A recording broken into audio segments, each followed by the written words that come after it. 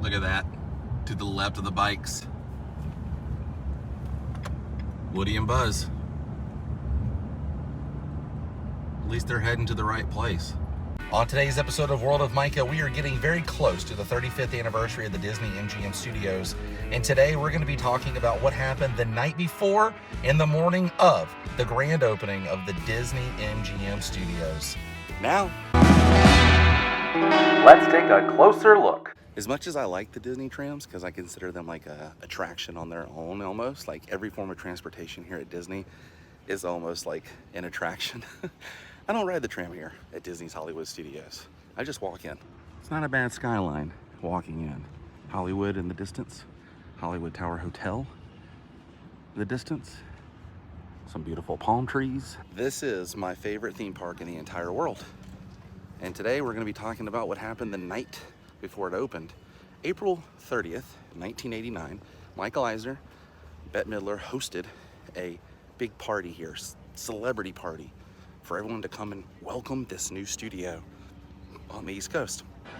Now the news station from Tampa, 13, were down here, and the news anchor was kind of in this area here. They had a sign that said MGM Studios grand opening May 1st, 1989. You can see him to the left of that, and the grand entrance behind him all lit up. They had a star-studded evening here at the brand new Disney-MGM Studios that had not yet opened. Pretty much Michael Eisner invited all of these celebrities to come out. They had a parade like they would here for later on with the handprint ceremony. All the celebrities rode in on cars. George Burns was here, the Pointer Sisters. Let's get in the park. We're gonna show all these spots and talk about it. Were you here that night, Bo? Were you a resident here yet? I'm not 100% sure. I've got to find someone who knows all the history of you, Bo. We just gotta have a talk one day about that history. But the night before the grand opening, right here in Hollywood, East Coast, Michael Eisner threw one of the biggest parties. Now Disney was putting together a special that was gonna be on NBC for the grand opening of the Disney-MGM studios. And that alone is just an incredible piece of documentation we have of the opening of this place. But they used some segments from the night before this place opened. And Disney did what they knew best: make a parade and put celebrities in it instead of Mickey and the gang. Well, Mickey and the gang were in the parade, but the celebrities were the main focus. Right here, Betty White was coming this way in the vehicle. You can see the Disney and Company sign in the background behind her. Imagine being here opening night, seeing Rick Moranis and, gosh, Audrey Hepburn. So many like celebrities. And it was right here in front of Mickey's of Hollywood where you could see Kevin Costner and his wife coming by on a vehicle. Yeah, right here, this Mickey's of Hollywood neon sign, that could be seen in the background of Michael Eisner and Bette Midler as they came down the street here. Yeah, Rick Moranis and his wife were legit right there, riding on top of that vehicle. That's pretty cool. Rick Moranis. Wayne Szalinski, man. Now, not only did Disney invite celebrities to come out to this big party, but they had live entertainment from George Burns, who did some spoken comedy with a big stogie. They had the Pointer Sisters, and then the night ended with Willie Nelson. That's a pretty good lineup right there. And Gertie remembers that night, don't you, Gertie? Were you here? George Burns kind of looked like your nostrils right now. That dude was literally burning that stogie. And it was always a mystery to me where the Pointer Sisters and George Burns and Willie Nelson performed that night, because I always thought they performed on the Theater of the Stars that sits right next to where the Starbucks sits when you first walk into this park, now home of Sunset Boulevard. Sunset Boulevard wasn't there then, and I thought they all performed in that theater. But News Station 13 from Tampa, on their like whole documentation of this, said they did it in the Indiana Jones Epic Stunt Spectacular Theater. And it was like, holy cow, they were in there. That's like the biggest theater here. They could fit so many people in that theater. So imagine George Burns, the Pointer Sisters, Willie Nelson inside that theater and all those seats in there. pretty epic. And a lot of people I see online like talk about like, why was Bette Midler always with Michael Eisner, yada, yada, yada.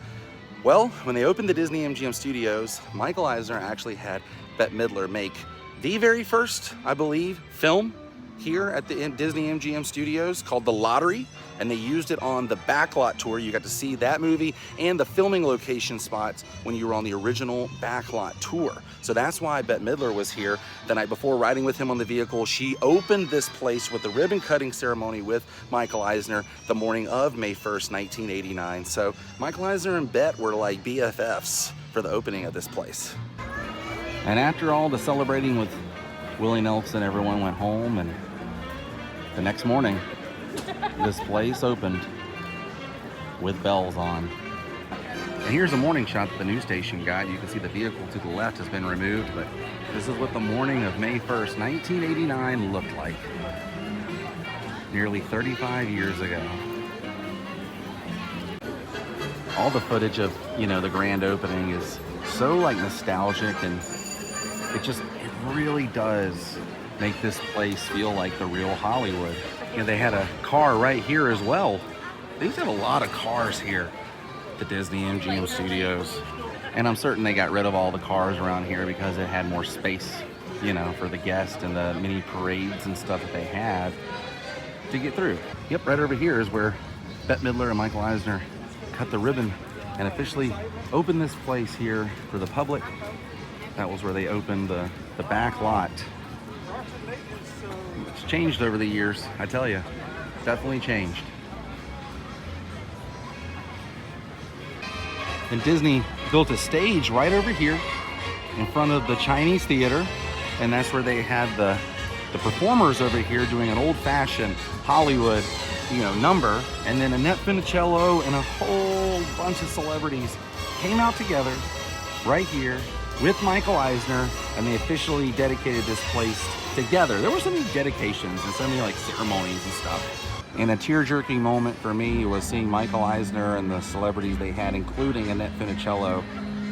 They were singing the Mickey Mouse Club song. M-I-C-K-E-Y-M-O-U-S-E. That's a pretty amazing moment here. This park to me has always been Mickey's park. And I've made an entire episode about that because I strongly believe this park, in Michael Eisner's eyes, was his Mickey Mouse park. And in this courtyard, the cool thing is you can always see the handprints that were here the night before the grand opening and on the grand opening, May 1st. See right here, George Burns, 5/1/1989. He did his handprint the first, but he was here the night before doing some comedy. I wonder if that's a cigarette or cigar burn right down there. If he would have stuck his stogie in here. See, Mickey Mouse had his handprints done on the first, and Minnie Mouse. Now, Audrey Hepburn's was April 29th, 1989. That's pretty interesting. She was already here. But Betty White's were done, I believe, in 91. I think this is what this says. It's really hard to read. Now, Estelle Getty's was April 17th, 1989. Maybe they were here together.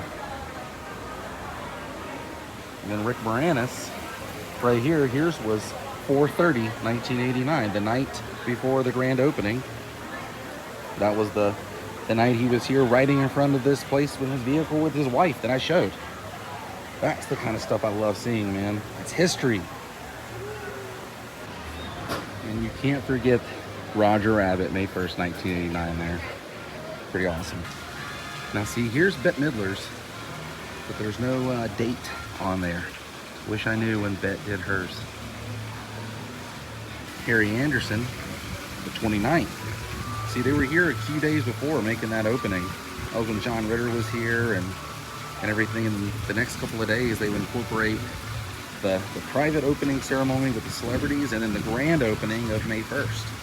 It was a couple of days of celebrating here. Bob Hope was also here opening day. Got his handprints done.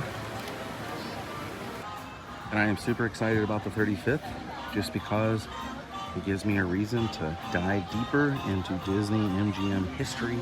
So expect a little bit more of this coming up soon. May 1st is approaching very, very soon. And I believe that's more or less why I love this place. It has such a nostalgic thing for me with Disney and Hollywood, two of my favorite things, the golden age of Hollywood and the golden age of Disney. I will be here May 1st, 2024, celebrating the 35th anniversary of this place. And what do I think is going to happen? Nothing. Might be a little ceremony, but that's about it. I don't think this place is ever going to go back to the way it was. And I don't know what the future of this place really is. Mickey's hand is still not fixed. But I'm just thankful that this place has been here for 35 years. And even though we've seen a lot of changes, it still makes me happy. I just know that I'm happy being here. Like the sign says, where the stars shine. Well, today was fun. I hope you guys had a lot of fun watching, and I look forward to the 35th anniversary and celebration of my favorite Disney park. I'll see you guys there, and I'll also see you on the next episode. Thanks for being my friend. Stay weird. Goodbye.